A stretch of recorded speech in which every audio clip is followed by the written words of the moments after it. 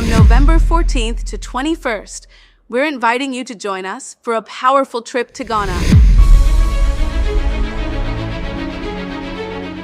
This isn't just a vacation. This is a chance to walk through the same places where many of our people were captured, held, and shipped off into slavery. So don't wait. Secure your spot today. We're making history by walking through it. Will you be with us?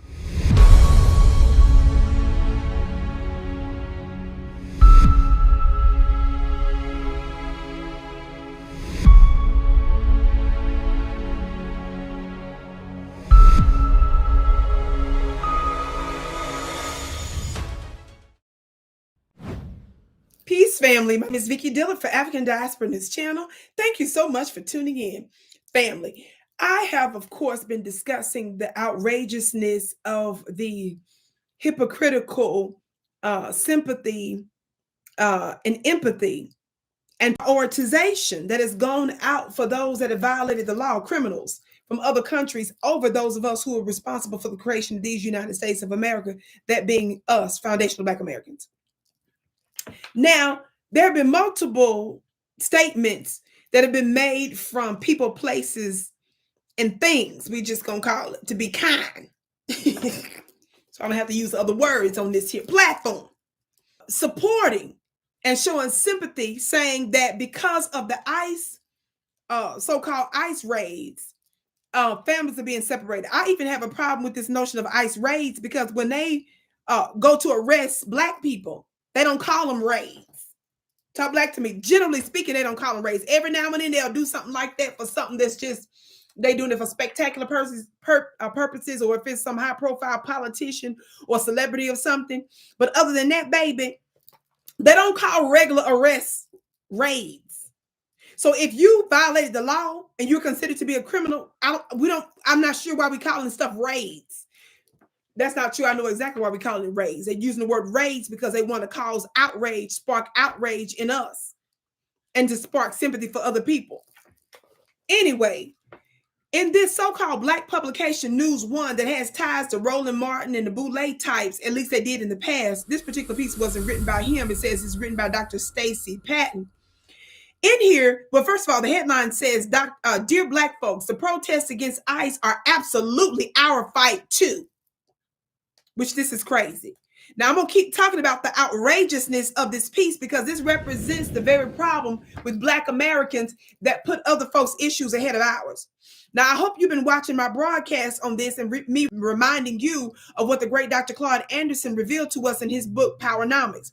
He reminded us that during the 19th and 20th century, Black leadership always urged the federal government not to put immigration over the justice of Black Americans. He revealed to us that history shows us that our leadership in the 19th and 20th century said, do justice to us first before you go putting other groups before us, specifically immigration. He reminded us, Dr. Claude, that is, in his book, Powernomics, that it was only during the Civil Rights Movement that Black leadership betrayed us and started putting those issues before us. And he said, in addition to that, they stopped pushing justice for Black Americans and start pushing justice and civil rights for all so-called troubled people. Yes, oppressed peoples. Well, with that in mind, the group that's connected to this News One, typically the voices there, the op-eds there, because this is an op-ed piece, they typically have those similar ties to the failed, dead, old Black media and old Black useless leadership. Well, a couple of paragraphs into this piece, it says here that what ICE is doing to migrants isn't just an immigration issue. It's white supremacist violence at its core. It's separating families. Ma'am,